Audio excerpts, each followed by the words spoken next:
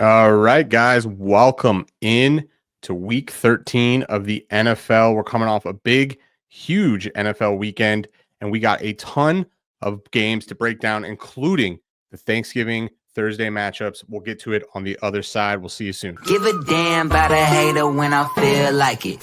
Not today, not today, not today, not tomorrow. Get out my way, please. I'm trying to get paid. Not today. All right, we are cruising along here, heading into week 13. This is a unique week, so we are filming a bit early here. We have a ton of games on Thursday Night Football. I think we have 3 matchups, and then we are headed into the normal slate. So we are going to first start out with one of the, Thursday hallmarks. That is the Detroit Lions always playing ball on Thanksgiving, and this year they're going to be going up against the Chicago Bears. Our model has this number at -12. Current market is 10.5. Been some early buying for Detroit.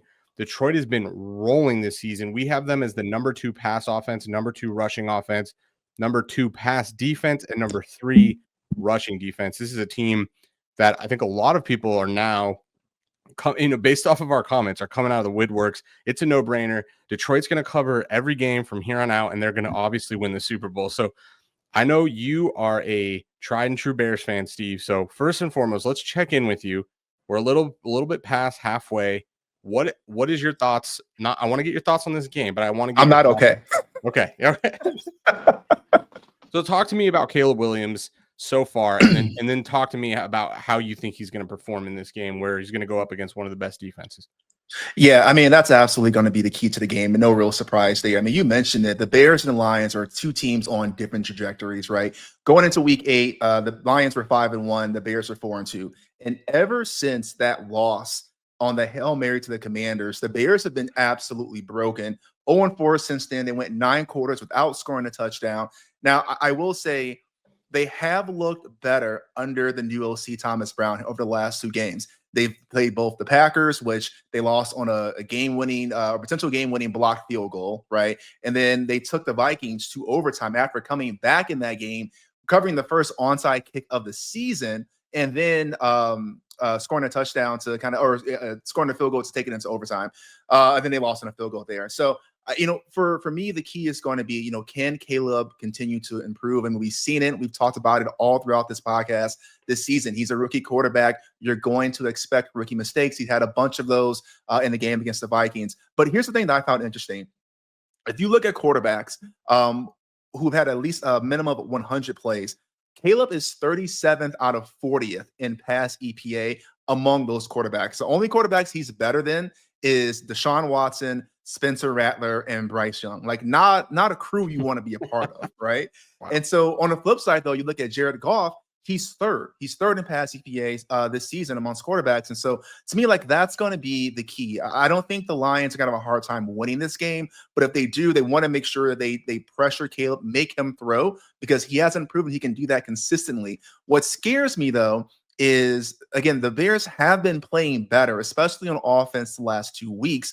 And so I get a little concerned about, looking at the Bears season kind of scope of work and maybe what this new trend may be. But what I will say is if Chicago has any chance on this, it's going to have to be the defense step up, which is going to be tough. I mean, you just talk about how good Goff has been, but he is tied 5th for most interceptions, throwing 9 this season. So if the Bears can win the turnover battle, they've got a chance here. What I'm looking at, though, is Chicago.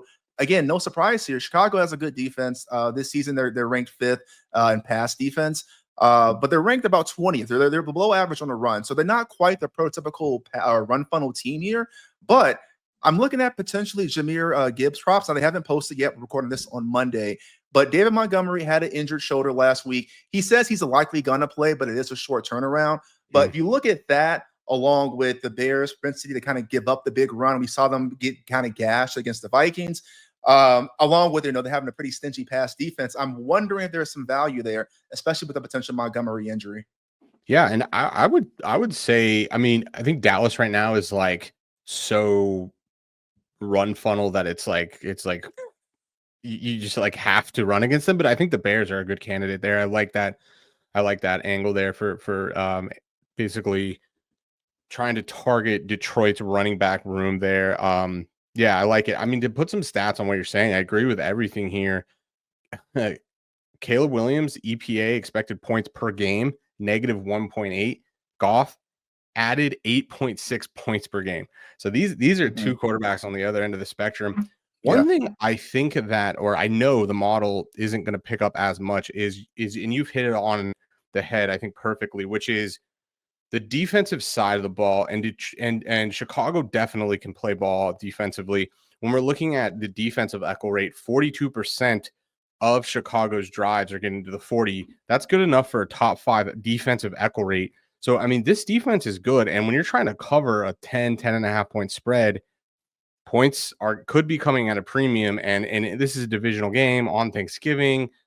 I don't know if I really want to be laying the 10 and a half. I don't know if this is the type of game that can be the blowouts that we've seen from Detroit. And so I would caution there. It's not something I want to put my money into.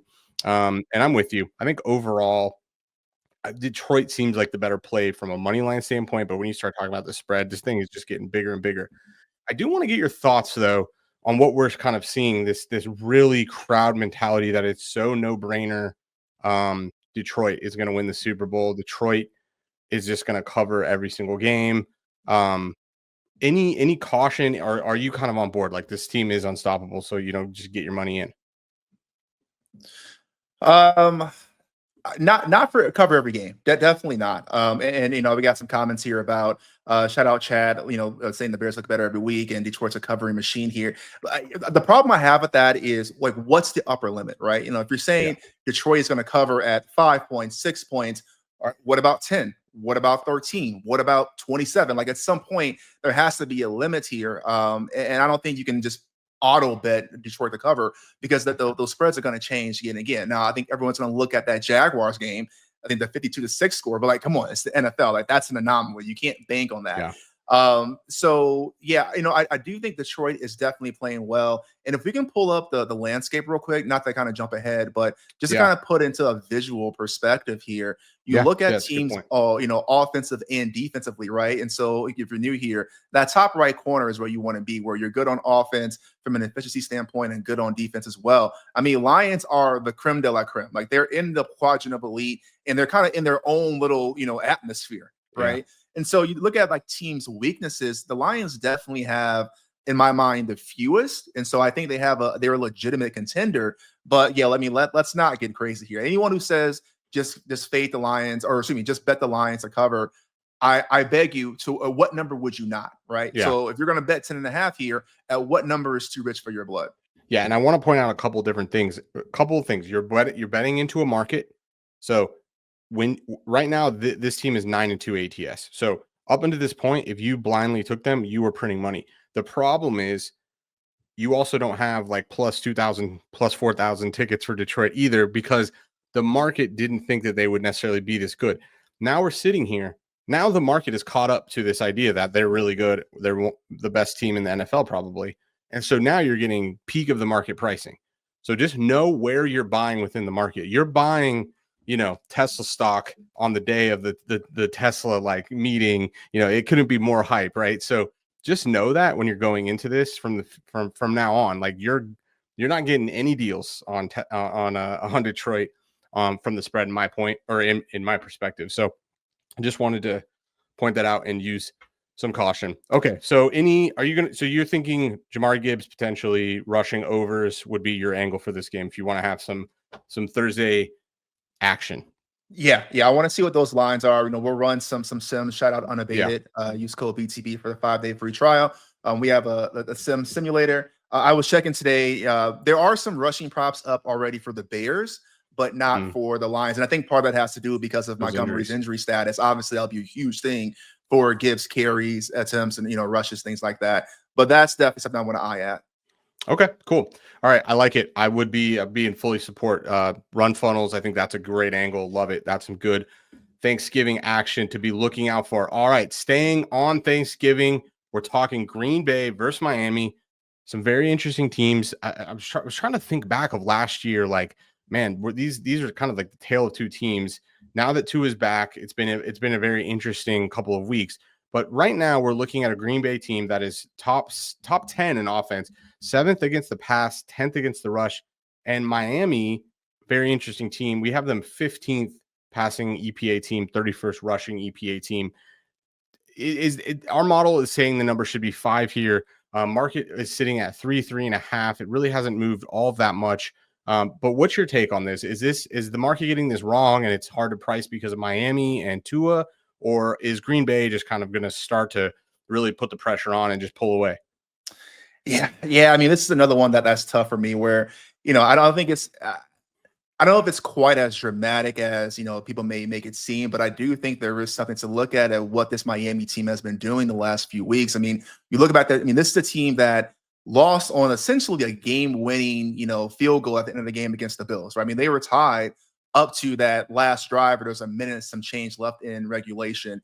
Then they go on, they beat the Rams. I mean, they won 3 straight. They beat the Rams. Now, the other 2 were the Raiders and the Patriots. So let's not read too much into that. Yeah. But, it's a team that's definitely seeming to find their stride. And you look at Tua's plays, you look at Tua's just straight EPA per play. And I think you're going to talk a little bit about kind of some of these tendencies.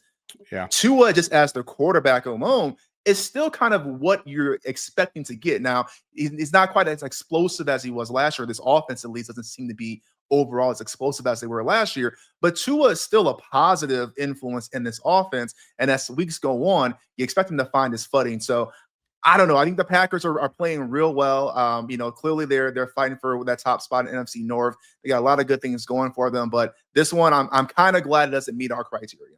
Yeah. And I mean, look, I can kind of see Green Bay is a bit of a sexy pick. I'd have to say it's a bit of a lazy pick, but they're getting momentum and you're just kind of, oh yeah, they're better. So I'll take the Green Bay Packers. One thing I wanted to kind of understand, and it's tricky when you're modeling Miami specifically, because of all these injuries to Tua and him missing games and them having to kind of put in backup quarterbacks. I think they ended up playing 2 different backups. Like, who is this team from the statistics? And is there any difference between those first 7 games where we saw basically a hodgepodge of Tua and then backups, and then now since week 8? And I saw something really, really interesting. And I think that I took the screenshot, so I wanted to talk about it. So Eric, if we can pull up that first slide of looking at the EPA per play drop back here for Miami and the first 7 games. So this is weeks 1 through 7, and we're looking there on the x-axis. You can see Miami is one of the worst passing offenses in the league. And it makes sense, right? They didn't have Tua. They were struggling. They were trying to figure out their identity. But then, Eric, if we can go to the next one, what you're going to see is after week 8 going on, they are now the number 1 passing EPA in that sample since week 8. So this is a tale of 2 different teams with Tua at the helm. Now, I say all that, it gets tricky. What does Tua seem to struggle with? The cold. And this is something that has gone back. It seemed to have plagued him last year in Kansas City. It's plagued him in Buffalo. And here we are on Thanksgiving, cold, a high of 32, a low of 24, potential wind. He's going to be breaking out the wetsuit again, I'm sure. So this to me is just so perplexing. You have some good data that says that Tua's potentially the real deal here. And this is potentially a very different team in that sample when he is healthy, when he is good to go. And you may want to say, okay, I believe that. And maybe I'm getting to a buy low spot here. But then you kind of take the weather into account. And he does, I wouldn't say objectively, I would say it's anecdotal that he struggles with the weather, because how do you measure something like that? But when you look at his performance in cold weather, there seems to be a dip here. And so for me, it's really tough to want to be rushing to bet either side. To be frank with you, this one feels a little gross. Now, the one angle that I think Kevin has identified, not to spoil his off the numbers, but is this an over game? Because you're basically buying the Green Bay Packers offense, but you're going to get the potential upside with Tua and his offense, being a little bit more efficient than their numbers might suggest. Any thoughts or feedback on that? Can you buy that, or is that a little too narrative-y? Yeah, I mean, for me, it's just one of those things where, how At what point do you take an anecdotal experience and say, okay, well, that's actually Yeah. who this person is versus, either they're due for regression or again, it was just sort of a super small sample size, and now you're going to see the real deal here. I don't know if I necessarily. I'm putting it on layaway. I'm not sure if I'm ready to buy Okay. it all right now, but I can get there, right? I could probably kind of nickel and dime my way, do some mental gymnastics to get me there. But yeah, it's not something I'm really really strong on. Yeah. You got a feeling on this? Yeah, actually, now that I say it out loud, maybe I don't have a feeling on it, and I'll tell you why. Because I don't have as good as as strong as a feeling. Because if you're saying this is an over game, you're saying Tua has success because you're not going to have the over hit Right. without Miami's side of the ball right there. So if that's the case, and you can get a 3.5, this is the NFL. I think unfortunately, I think you just have to take the plus 3.5. The model's saying here, go with Green Bay. I know how to drive the model, let's say. So I know where it's weak. And it's weak here Mhm. in these specific spots where these younger quarterbacks have few starts. And Love is literally the cornerstone of our methodology because in his first, 12 starts, he was a very different quarterback than who basically he became after that. And those two samples tell a different tale. And so if you include those games, it's going to tell you that Miami is where the value is. But if you discard those games, which we find some reasoning that we might and should, then you get this number. So I don't know. I think if you're going to believe the over narrative, I think you have to believe that Miami's going to have success, and you're probably better off with the 3.5. I guess that would be my ultimate takeaway. So if I had to bet this, Miami plus 3.5. That's what I think that'd be my official pick Ooh. for this game. Okay. And I'm just gonna sell the cold narrative. What do we? I think we see. Yeah, Chad saying cold fade at all costs. But I how do you measure something like that? Yeah. Yeah. No, I'm with you. I'm with you all the way on that. Yeah. Yeah. So what does it say? Are you guys selecting going out? I don't know. You got anything on this for Shotgun Mike? Or you guys have to be giving out plays on games where the model picks up something but doesn't take into account injuries, news, etc. Um, sort of. What we look at is quarterback play for. That's the one where we actually individually characterize and quantify the impact of a particular player. Is the quarterback. So, for instance, we've had games where QB1 goes down. We run the model both with QB1 and QB2 to say, okay, hey, depending on who's starting, these are the numbers that we would target. And if it meets that criteria, we'll go. What we don't do is, individual, let's say, you lose one wide receiver or, a tackle, something like that. We don't currently, characterize or quantify that impact to the thing. But what we will do is if we have massive injuries where, you have the entire wide receiver core kind of wiped out or the entire O-line kind of wiped out, like something extreme where we know the number that we're getting that we can't really believe it, right? And in the scenario, right? So we get a team where we have them maybe slightly favored, but we know there's something completely different about this team than every other game in our sample size. Then yeah, we may override what the model says, but it gets a little tricky because if you don't know exactly what that number is or how many points that particular position adds, or that particular player, adds to that team, it gets very easy to kind of buy the hype and maybe oversell the narrative that, oh, this person's out. And I'll give you an example. We had the Bucs. I think it was the Bucs versus Chiefs where Godwin and Evans were both out. And I think we had the Bucs +9 that week. And we ended up covering that game, right? And then the whole thing was, oh, Tampa Bay's got nobody to catch the ball. They're going to get blown out by double digits. And, they damn near beat the Chiefs for a little bit there. So hope that answers your question. Yeah, could have went for 2. I mean, went to overtime. Yeah, right. They went to overtime. They damn well could have beat the Chiefs. I couldn't have said it better. Yeah, I mean, pretty much you built, I think people get this wrong. And I don't know why. It took me a long time to click. The biggest thing I can tell you, because we get a lot of critics about using a model. I need you to understand you're using a mental model when you bet. And I promise you, your mental model is so elementary compared to what you can build with a statistic model because you can actually quantify multiple variables. I think we have something like 20 variables in our model. So we have a statistical model that can quantify each one of those things. A mental model is maybe capable of 3 variables, in my opinion, maybe 4 if you're like next level.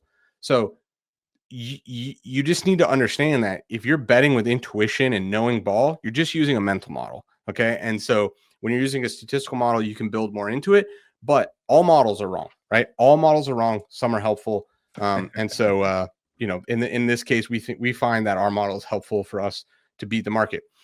Okay. Let's head into Arizona versus Minnesota. We're coming off Arizona going up against Seattle and kind of had a poor performance here, but we are going back to the well. We think that there's a lot of value here on the Arizona Cardinals.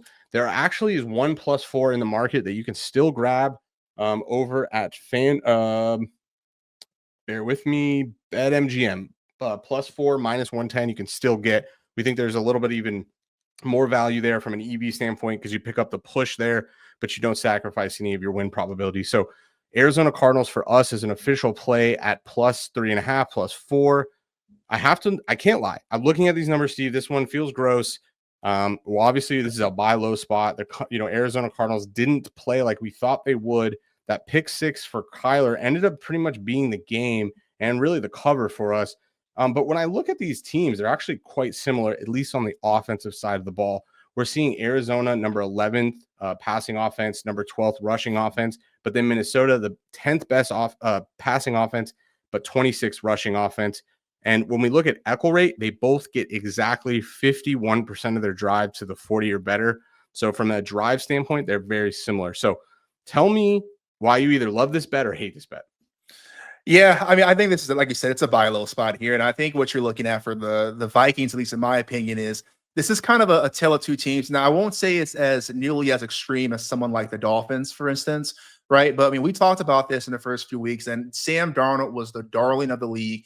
Really, him and Derek Carr could do no wrong, right? And kind of how the mighty have fallen in terms of, Sam is kind of slowly dipping back down to reality. You look at their last 4 games, like, yeah, they're 4-0, but I haven't really seen anything that makes me convinced that this is the juggernaut that we saw at the beginning of the year. Last 4 against the Colts, Jags, Titans, and Bears. And sure, again, you're supposed to win those games, and they did what they were supposed to do.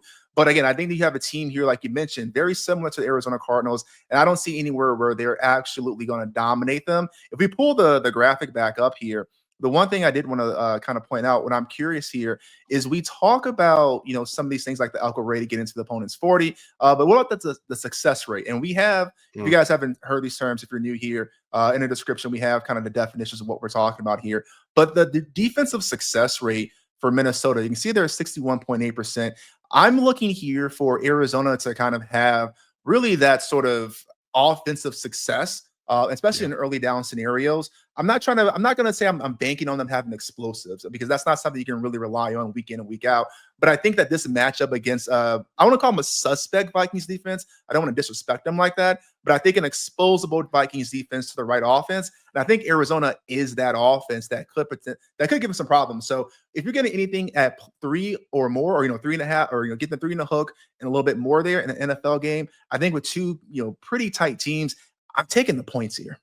Yeah, and I think you're right. The one of the major pathways to success in game states is a kind of a shootout where Arizona's offense is able to kind of outperform, quote unquote, one of the best, if not the best, defense in Minnesota. But they have had some suspect games, and I think there's no hope in the world that Arizona is going to be able to slow Minnesota here. Their defense is, in our numbers, 31st defensive. Yeah. So I think that's the game script. It's going to be a shootout. And in a shootout, if you are going to get that game script, 4 points, 3.5 points, like you just said, when it's going to come down to a field goal. You saw against what happened in that Bears game. I mean, they were handily covering that game. And quite frankly, Kyler is playing way better than Williams. Yeah. We're looking at 5.1 points added per game, where Sam Darnold's only at 3 points added per game. So, I think the other thing we're getting here with the model is we're getting a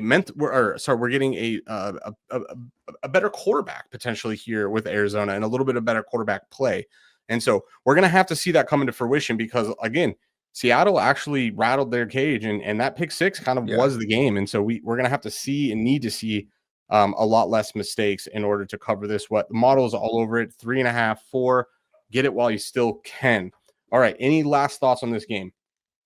No, I'm glad to be on this side. We have a lot of ugly games or a lot of ugly bets. I'm like, oh man, I really don't feel that. I mean, this is exactly where you want to be on a coin toss game in my mind, where you feel like you have an edge with two teams. I want to take the points and get more than the field goal. So I feel pretty good about this. Yeah. Okay.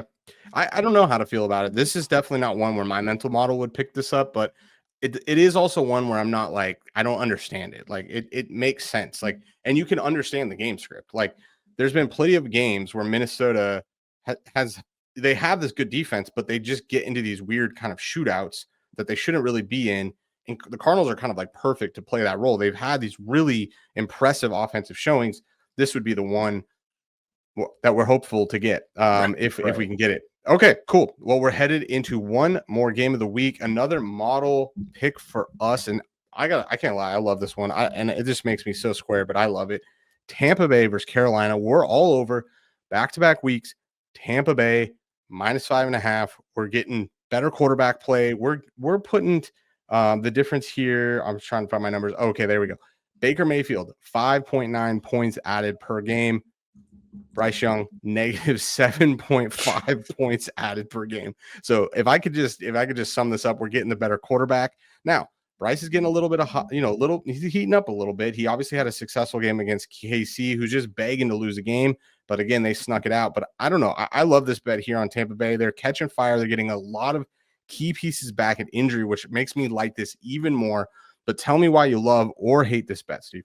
No, I mean, I absolutely love it here. There's really nothing to hate in my mind. I mean, the only thing I think you can say is, okay, are you buying that, since the benching, Bryce Young has really seemed to kind of find his confidence back, find his swagger back. And, they came off, they beat the Giants.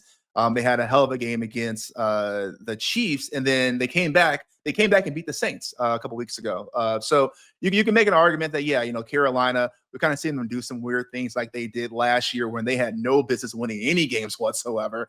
But I think that's as far as hope goes here. I think at some point you have to actually go back and look at what you're getting on paper and on the field. And the reality is, Carolina is an underachieving team. Listen, I'm hoping for the best of Bryce Young. I mean, I think it was Tom Brady that was kind of going viral for his comments he made a while ago about rookie quarterbacks and how the system really isn't setting them up to succeed. Yeah. So I'm hoping for the best from him. But in the meantime, I don't know how you can ignore what Baker is doing statistically or even visually. I mean, this dude is making plays that just don't seem to be made anywhere else. I mean, they're above what Patrick Mahomes has been doing, and it's kind of willing this team with a lot less. So for me, this is the one I'm trying not to overthink it. I'm glad the model agrees. So this is the one I think on my own mental model, I will look and say, oh yeah, no, this is going to be a slam dunk bet. Those don't do too well for me. We'll talk about off the numbers coming up soon. So this is the one where I'm glad the model actually agrees with what I think, because as a fan, as a square, I would absolutely jump all over this. Yeah, and so let me give you some contrarian data points then of why this bet could struggle, or better yet, why 7? Why not 10? Why not 14? I mean, this could be a blowout, right? I mean, your mental model, my mental model, I could go down that road, right? Well, let me tell you this. I agree. Baker playing well. We have number 6 passing EPA team for Tampa Bay, 8th rushing EPA team. Even with all those injuries, this offense is playing well. But the interesting thing about this Tampa Bay team, and you got to update things fast, because when you think of Tampa Bay, I don't think of this. 29th against the pass, 14th against the rush. This is a top, or a bottom 10 defense, quite frankly.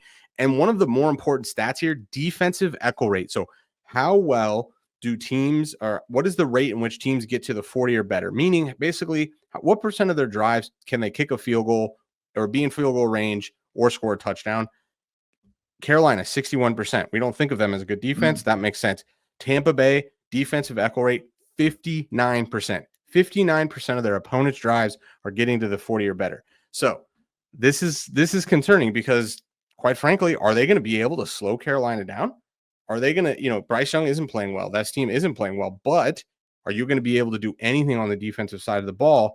And again, okay, I can buy that. I can still get to the 7, because in a shootout, we can win by a touchdown, but we're going to need to be up by 14 in order to comfortably cover this, at a 5.5 point spread. So, just wanted to point that out. I think Carolina struggles defensively. That's not the archetype kind of Tampa Bay team I normally think about. So that would be my contrarian view of this bet. But again, who cares? Because we're on it, baby. We're on Tampa Bay. Tampa Bay minus 5.5. We love it. I don't think, and actually, I want to point it out. 5.5 is key. Once you get to the 6, you lose a ton of your cover probability. 7 is obviously a key number. 3 is a key number, but 2 field goals in the NFL is obviously like we'll call it a pseudo key number. And so once you are on the other side of that 5.5 and you can win at 6, you get a bunch of cover probability. But once you go to the 6, you've now converted all of that to a push probability. So stay away from 6. 5.5 is the number. Wouldn't touch it after that. All right. Actually, there's a good comment here because shout out Fiji. We need to try and get a sponsorship. That's no Fiji. That's why he's parched. Kirkland ain't doing it. Mr. Katz, I do appreciate it. And we are a Fiji household. We just are out of Fiji right now. And so I'm repping Kirkland. Also would love to Kirkland as a good brand because we can get golf balls. We can get hot dogs, so it could be a little bit more diverse, but we will be getting a re-up on the Fijis here in a matter of hours. So don't you worry. All right. We're headed into the efficiency landscape. One of my favorite parts of the week, we kind of get to talk about all the teams, what they're looking like, what the landscape is shaping up, how these teams are kind of looking as we take a 10,000-foot view of the NFL. And the one thing I want to talk about is Washington. This team has just kind of come up on the scene. They were literally one of, if not the best offense for a number of weeks. They were the number one offense, and slowly but surely they have just regressed a little bit by a little bit. And they obviously lost to one of the worst teams in the NFL in Dallas last week. So I want to start there and get your thoughts on Washington. I don't know. Are you actually shocked by that? It was one of those things where Washington, in my mind, is like a bad team. They're obviously not bad this year. But I don't know. Are you surprised by that loss? What are your thoughts there? Yeah, I mean, for me, that kind of seemed like it was kind of a crazy game, if I'm being honest here. Kind of one of those games where, should Washington have done more? Yeah, they did there. They came back. They, missed the game tying PAT, and then Dallas scores a touchdown on the onside kick. And I think they had some other crazy kind of turnovers, if I remember correctly, too, that led directly to points. I'm not shocked, though. I think this is kind of on par for what you'd expect. I mean, we've been saying it all year. At some point, we expect them to regress. And how well can a rookie quarterback actually play week in and week out? Now, I'm not calling for the skies falling. I still think it's a legitimate contender. I think they legitimately can make the playoffs. We'll see what happens with Philly, because Philly is sneakily kind of good in terms of at least a record. What I mean? Yeah, the 2-loss team there. So, we'll see what's going to happen in terms of winning the NFC East. That's going to be kind of tight. But I fully believe this is still a wild card team that can do some damage. They just had a couple of bad weeks.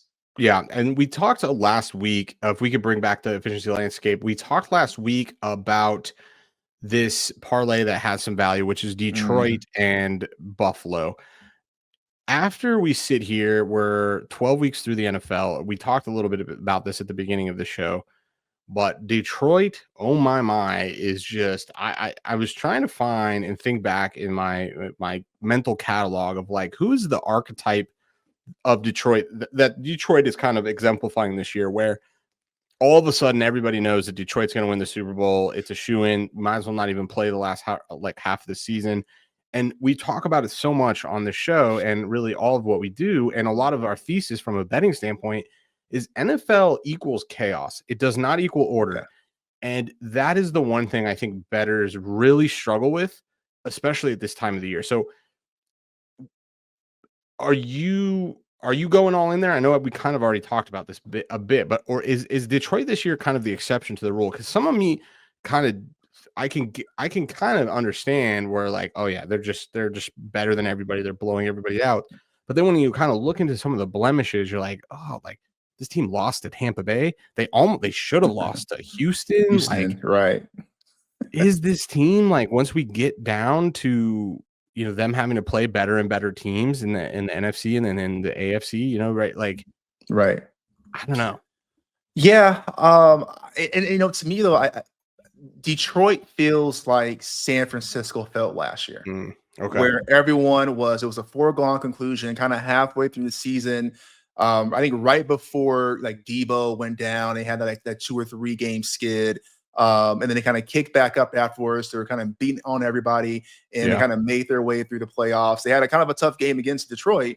And then we saw obviously what happened in the Super Bowl here. So, I echo that. I think the difference is, on the other side in the AFC, everyone was saying it's no Chiefs are inevitable. You can't stop the Chiefs. They're inevitable. But, this year, do I think the Lions are in the driver's seat? 100%. I think it's at the very least, the NFC is their conference to lose. You get me in a one-game scenario, though, and I'm with you. A feisty Green Bay team. I mean, we saw it last year. They damn near made a run last year in the playoffs. Yeah. For me, the jury's still out on what Philly really is. I think they're not as good as their record indicates. But again, one game, Saquon's kind of doing godly things for that team here. I'm with you. I wouldn't make it a foregone conclusion. I would definitely advise some caution. But again, I want to see the people where were the Detroit believers early in the year. That's who I want to see. I don't want to talk to these bandwagon fans. Plus 3,000. Yeah, exactly. That's who I want to talk to, because if you were a Detroit fan going into this year, if you said, "Oh, that's my team for a Super Bowl ticket, an NFC winner, NFC conference winner ticket," like that's who I want to talk to, because now it's ARB season. I mean, we got some time, but like we're entering ARB season for you to lock up some profit, in multiple ways. But yeah, that's kind of where I sit. Yeah, I'm with you. And I look, I'm with you. I'm a little suspect of Philly, but I'm wondering, like, is this to me is like you're getting to buy a good team really low because everybody's eyes are on Detroit, and like there's just value there. In my mind, like they pretty much have on paper very similar resumes. They just don't have these like colossal blowouts, that seem to stick in everyone's mind. So I don't know. I just want to caution there, or at least exemplify there could be value elsewhere, and NFL is chaos. AFC, let's just spend a couple minutes talking about AFC. Is there anything there? It doesn't feel as much like Buffalo is for sure the AFC, winner. In your mind, is there any value anywhere else? Should we be looking towards the Chiefs? Should we be looking towards Baltimore? I mean, these teams are kind of like the teams that always seem to be there at the end. Baltimore is the team that can never finish. Kansas City somehow is the opposite of that, which is like they're the pros at doing this like song and dance of like, are they good? Are they not good? And then like they get to the playoffs and they're like, oh yeah, they're really good. Oh yeah, they won the Super Bowl. Yeah. And I really haven't taken a long time to look at the odds and run some of the simulations on kind of what this will look like. But for me, the AFC, like that's the conference where I think it's super wide open. Right. And that's the one where I think I want to sprinkle on some of these long shots. Like I want to sprinkle on a team like the Chargers, who have a really good defense, who are absolutely flying underneath the radar. I want to sprinkle on a team like the Steelers. Okay. Now, am I saying I think they're the favorite to win? Absolutely to not. Win the absolutely AFC. Not. Yeah. Okay. Absolutely not. I'm just saying I think that the AFC is so much more congested, where literally on any given Sunday, chaos can happen. I mean, we've seen this kind of stuff before. I mean, you think about the one that always lives rent-free in my mind is the Giants during their Super Bowl run back in the mid 2000s. I mean, Giants came in as like a 6-seed wild card, won every game on the road, and then upset the Patriots to win the Super Bowl. Now, those are few and far between here, but I think the AFC is far more prime for kind of upsetting chaos and cannibalism, where you might have, like, to me, like that maybe one where I double dip one of those long shot odds at plus 12, plus 1,300. Yeah, I'm showing that anything above, we would make the number for the Chargers plus 1,850. But there's some plus 2,000s and then a potential plus 2,500 for the Chargers to win the AFC. I don't know if those are up to date. I'm trying to see any other AFC teams. Actually, this is one that's jumping off the page. Steelers. We make the number plus 1,000. You can get plus 2,500. The markets. This is what this is saying. I don't know if that's real or not. True or not. Yeah. It may be closer to 1,400, but even at 1,400, you're getting some value there. Yeah, I don't know. I'm with you though that the AFC seems a little bit more wide open, and maybe there's just more more shopping you can do. Even that's Denver plus 4,000 is what we make the number. It looks like there's some plus 7,000s in the market. So if you're a true believer, there you go. Nick's offensive rating. F that. Go get some Broncos to win the AFC. I don't have a way to simulate offensive rookie of the year, so it's hard for me to price that number. I'm trying to think. What's your thoughts on that? Any? I don't Those are tough. know. Yeah, Daniels I don't know if seems like they're right. way more efficient, like they're way more sexy. Yeah, and I think that's the conversation, right, between 1 and 2 there. I get why people are bringing Knicks to the conversation. I personally am not a believer. I think Jaden has done so much more for that team, and that's so much more of a offensive rookie of the year story. I mean, literally, you're taking the Commanders, who are they have the second pick in the draft, they're the worst team in the East, one of the worst teams in the entire NFL, and for a good stretch they were in first place, and TBD on like what their playoff status is. If the Commanders are in a driving seat for a wild card, they clinch a wild card. I don't know how you don't give it to Jaden. So I'm not personally convinced, but I'm not mad at it if you want to spend your money there. Yeah. I've certainly spent my money on dumber things. So yeah, I agree that he's in the he's a contender. Can we pull up the efficiency landscape? I mean, this is where I would start. I mean, how efficient are these offenses? You could see Washington, by our numbers, is basically top 4 offensive efficient teams. So when you're thinking of offensive, performance, you're going to think of the Commanders, you're going to think of Daniels, and then when you think of the Denver Broncos, you really think defense based off this chart, right? Team that is way better than average defensively and actually below average offensively. So I don't know. To me, I think Daniels would be where I'd be looking, but if I don't know what the odds are, to be honest. So, yeah. And I want to just real quick address two couple things. One, shout out Chad. Hey, let us know. Keep us up to date if you like this Chargers take. Again, after this, I'm gonna kind of look back on it, but this one, like quite literally, I think I'm gonna double dip on this one. If you all aren't familiar with the double dip method, essentially you kind of take this long odd play, and then you whatever you want to put on that ticket. Let's say it's $50.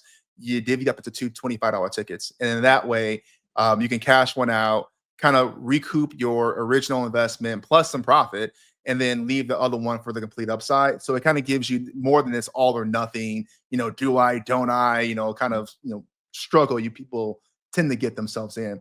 But the one thing I wanted to look at, the other thing I wanted to address was, again, people saying Daniels is a fraud was one of the things in the comments too. I do push back on that. I think where people kind of get this notion from is, I think the Commanders' biggest hit, if you will, their biggest hit against Daniels is the strength of schedule. I think that comes up a little bit where Washington, I believe last I saw, were 28th. But if you look at all the metrics that you want a quarterback to do, their QBR, their EPA per pass, their total EPA. I mean, Daniels is consistently a top 5, at worst top 10 quarterback in those categories, and you can only play who you play. Like, I don't know what else he's supposed to do. So I don't know. I wouldn't go as far as fraud by any means. I mean, I'm a believer. I think he's definitely shown some regression, but that's expected. But yeah, I wouldn't say fraud. I don't quite believe the anti-hype. So I'm just trying to find an actual number for everybody. I think most of the markets are pulled down because of the games going on. But I was going to say, because the Chargers are winning. So you may want to make that bet as soon as you possibly can. Yeah, that's a good point. Yeah, Chargers. Yeah, there's no way these numbers are right, because you can currently get the Chargers at 2,500 to win the Super Bowl. So we make the number plus 1,800. So these 2,500s that are up here are probably old and stale. And I see some plus 1,100s, plus 1,200s. These are probably more where the market is truly at, and not really valuable. Yeah, especially after tonight. But we'll see if they can finish. But I don't know. It could be a little peekaboo. You can take a look after. Could be good. Okay, we are headed next to one of our favorite segments. We're both making headway here. We're going to be talking about off the numbers. This is a segment where we basically use our mental models to make bets. We use our own data. We use the model data. We use whatever, the weather, whatever it is that you think you can do to make a buck. This is that. And so currently I'm 4-5. So but I was like 1-4 or something. You come up the rears. Yeah, dark horse. Yeah, same with you. 4-5. And then Kevin is in pole position there with 6-3. He is not here. So we'll start there. We talked about it a little bit at the beginning here. He is on the over 47.5 for Green Bay, Miami. I think I can get myself to why that bet is. These are potentially two potent offenses. You're going to get a little bit of a shootout. Weather, really, other than the cold, shouldn't really be a factor. There's not a ton of wind forecasted, but just cold. Low is 24. So, you could see a shootout, especially if Tua and the Dolphins can, put what they've put together in the last 4 weeks. They're, again, you saw the graph. They're the best throwing, passing, offensive efficient team in the league in that 4 week span. So Kevin is on over 47.5. All right, Steve, I'm coming to you next. Steelers +3. Let's talk. Tell me about it. Why'd you pick this? Yeah, I mean, obviously Steelers coming off that sort of a shocking loss to some against the Browns last week there. One, I love everything James is doing, by the way. He is absolutely turned that team around. He is national treasure in terms of quotes and everything else. But yeah, so buy low spot for the Steelers, +3 AFC North divisional game. The one thing that I find kind of crazy here is Joe Burrow. We talk about the Bengals and their sort of expectations going into the season, how they're notorious slow starters, but Burrow's the man, and the Bengals should be a team in contention every season that he's there. But I found an interesting stat that I can't shake it. Okay. Joe Burrow has 3 losses this season where he's thrown 300 plus passing yards, 3 plus passing touchdowns, and no interceptions. He's the only quarterback since the AFL NFL merger to have such a season of losing with such amazing individual stats. So for me, like, this is just one of the ones where I don't know what's happening out there, but these are the 2 of the most, it's ball kind of thing where Tomlin, no matter how bad you think they're going to do, like, they just don't seem to lose a lot of games. They definitely don't go under 500, but Tomlin's coaching that team, coming off a loss here. And then Burrow, no matter what he does, no matter how much he puts the team on his back, it just never seems to be enough. So with the points, I just, it's too much. It's too sexy for me to pass. 3. I'm taking +3. Yeah. Okay. I'm not gonna talk you off the ledge. All right. I thought about it myself. I think there's some potential value. I mean, the model likes this. It shows a little bit of value, and as you get at that 3, you start to go up in value. All right. I like it. All right. I'm on Chargers -1, just like we talked about. I think this is a team that is sneakily good, and quite frankly, Atlanta is sneakily bad. And their weakness is stopping the run, and their weakness is their defensive line. And the Chargers, to me, that's exactly what they do. They just run the damn ball. Now, quite frankly, depending on what happens tonight, this may reopen at 1.5, or I'm sorry, at 3. If the Chargers beat Baltimore, I don't know that this game will reopen or stay the one that it is right now. But yeah, I think this matchup is just really bad for Atlanta, and I think that they're going to get exposed. And I'll be at 500. Basically, that's my thesis. That's my thesis. Solid. All right, we are headed in to our favorite part, which is talking about the model picks for this week. Kind of an interesting week. We are coming off, unfortunately, a losing week. We've been 500. We just kind of been chopping the last couple of weeks, and finally had what I would call it like an official losing week, where we didn't go 500. We didn't just lose vig, or we didn't win 1 unit. We lost 1 unit. It's part of the game. We did see CLV, but we bounced back here. Week 13 market or model is currently sitting at 29 and 27. That's good for about 52%. So we're basically right under break even. And we have 2 official plays that we have played. We talked about that. That is the Arizona Cardinals +4 -110, Bucs -5 -110. And then we have this Jets ticket or Jets forecast here, and we don't know what to do with it. We're holding off a little bit because there was some chirping, there was some news that potentially that something was going to happen with Aaron Rodgers, and that he could get traded, he could get cut. The market kind of also is a little bit agreeing with us. This thing opened at Pick'em and is now at +1.5. I guess maybe what I mean by agreeing with us is that something could be happening with the Jets. And so the market is kind of buying early Seattle. And again, we don't have a ton of confidence that we're going to get Aaron Rodgers here. So we're holding off to see if we can get a little bit of certainty around that. If we can, you talked about it earlier, Steve, this is probably one of the bets where you just have to shut up, take it, and bet the Jets, because there's really not, unless Aaron Rodgers doesn't start, there's really not a systematic reason you can justify for not betting it other than I don't want to bet it.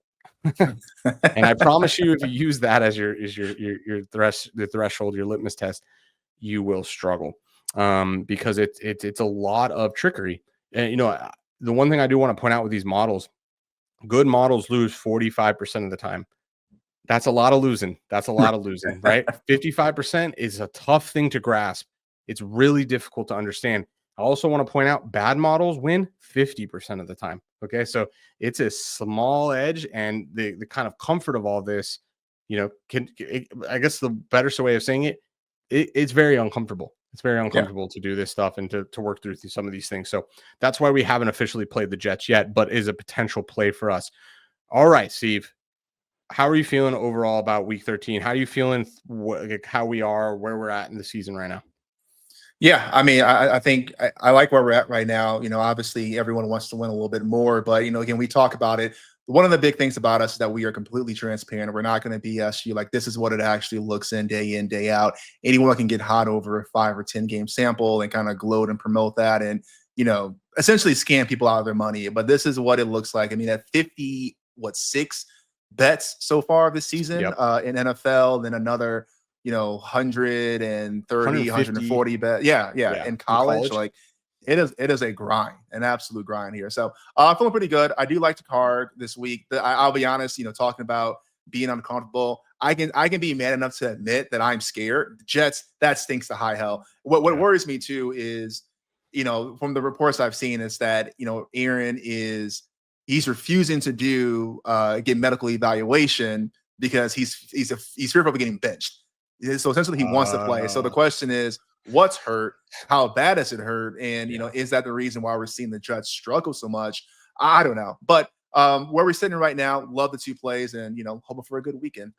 Yeah, and I think we've talked about it. Injury to QB would be one of the systematic reasons why you do not bet. And so there's we'll figure it out. We'll work through it on if we think that this is a good play or not. And it's shaping up that, to be honest, it might not be. I think we'd have to really see a compelling reason that at this point. Sure. Like, especially if it keeps moving, like at some point we may have to just buy it just because the numbers are getting too large, but we don't really know what's going on there. And I think there's a lot of uncertainty. Okay. Well, if you guys are interested, over at BTB-Analytics, you can get a bunch of free data, all of the data we talked about today, echo rate, success rate. Not only can you find those data at our website, you can find all of the tools you need in order to make your own predictions. We give a free tool on the website, but then if you want access to the model picks, both college and NFL, make sure you head over there and sign up. We have a number of competitive packages at this stage of the season, so you can get on board and sweat all the games with us and use the power of the model to help you win more. All right, Steve, I think that's going to be it for week 13. We're wishing everybody a happy Thanksgiving, wishing everybody some safe travels. I hope everybody gets to get some great bets. I love the Detroit run angle there for Jamari Gibbs. I think that's going to be a ton of value. So I'm going to be eating some pie and rooting on Jamari Gibbs. I think that's a beautiful bet. I'm definitely going to be taking. And I'm wishing everybody has a wonderful Thanksgiving. And I'm hoping y'all win all of your bets. We're going to be going live tomorrow. Well, you'll be going live tomorrow for college. So if anybody's interested in that, make sure you hang out with us at 7:45 Eastern tomorrow for all of the college plays. Because, boy, let me tell you, it's going to be a busy week in college. With anything else, Steve, you got anything else for the people? No. Well said. Well said. Perfect. All right, y'all. Have a wonderful week, and we will all see you in week 14. All right, we're out.